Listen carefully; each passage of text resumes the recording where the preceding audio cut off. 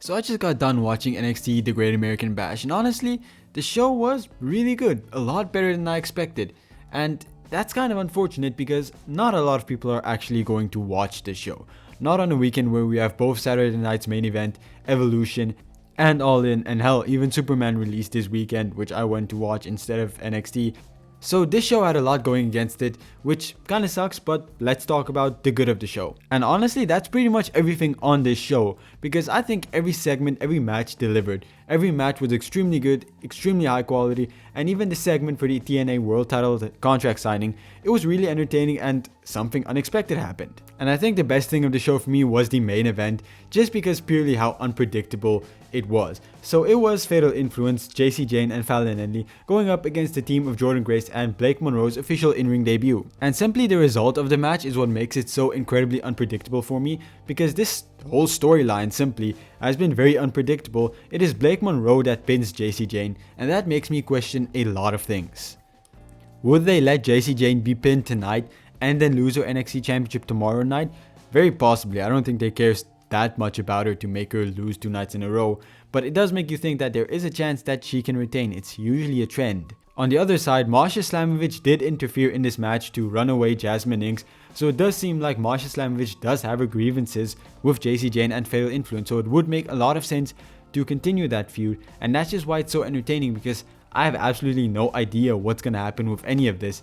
And honestly, I'm quite excited for the Jordan Grace and JC Jane match. It's probably the most well-built and unpredictable match of the entire Evolution card. Which also kinda sucks because that match is happening on Evolution and not on this pay-per-view, so it's another thing that's really going against the show. But besides that, all the other matches also delivered. Javon Evans vs Jasper Troy is the match that started the show and honestly stole the show, for me at least. I'm really invested in both guys, and I think the match itself was really fantastic.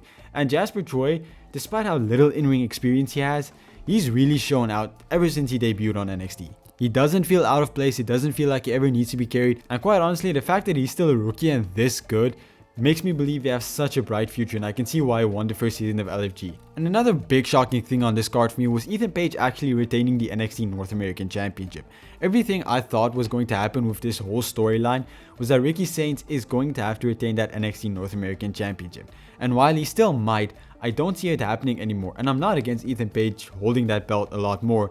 I just thought that's where the storyline was going, so Ethan Page retaining was a genuine shocker for me. That being said, it was a fantastic match and I really enjoyed it. It was really different from every other match, which made it also really stand out just like every other match on the card.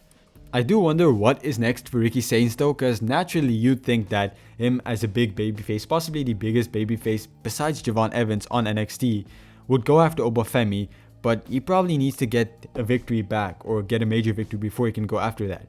Or maybe they just send him up to the main roster. And as far as it goes for Ethan Page, I think holding the North American Championship as a mid-card heel is probably the best position for him. The TNA contract signing is where I'm a bit conflicted on for the show though, because they had Joe Henry and Santana team up, and I said very openly that I really enjoyed the dynamic of them hating each other more than they hate Trick Williams. I thought that made this whole feud a lot more interesting, but tonight they worked together and put Trick Williams through a table, which is pretty cool, and I liked it. I liked that the TNA guys are working together. I just feel like we're missing out on a bigger opportunity making them hate each other, because I already explained why I thought that was a very good storyline to go with. But after they put Trick Williams to a table, Dark State make their sudden appearance and ambush both guys before standing tall, which is cool. I'm starting to really buy into what Dark State is doing. They're apparently trying to tear TNA apart, and I'm very intrigued with everything that's happening there. Another match that also really stole my attention was Sol Ruka versus Izzy Dame. Izzy Dame has really evolved so much since joining the Culling. She honestly feels like the leader of the Culling.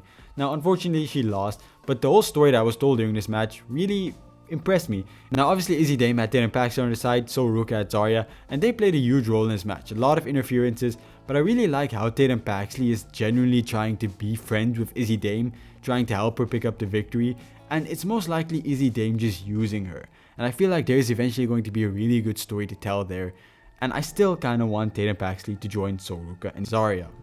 And while it wasn't the main event, Obafemi vs Yoshihiko Nomura was also a really good match, and I also really enjoyed the outside aspect of the match, with Josh Briggs hitting Obafemi with the title belt, constantly trying to make Inamura cheat to win that championship, while Inamura just kept telling him no, and that was ultimately what cost Inamura the match. And that was my favorite aspect of the match. While the match was insanely good, and I don't take anything away from that, the character work during this match and the Soruka and Izzy Day match were what really solidified it to me as ultimately great matches. Now, I'm very intrigued to see what happens between Briggs and Inamura. I feel like there can be an insanely personal feud there that can really elevate Inamura to a genuinely high level, similar to what happened with Miles Bourne recently. So with all that being said, I think the show was really good. There was really not a down point for me, besides maybe the fact that Ethan Page retained and Joe Henry and Santana teaming up, but those are things that I can't really be upset about or take points away. So overall, I'd say NXT The Great American Bash was a 10 out of 10 pay-per-view for me. Now, if you liked the video, please leave a like, subscribe. I cover NXT and TNA on the weekly, and I'm going to start covering Evolve on the weekly too, because I really like that show, along with covering NXT pay-per-views and, general news, such as what's going to happen with the NXT Women's Championship on Evolve. Please like, subscribe. I hope to see you again soon. Goodbye, everyone.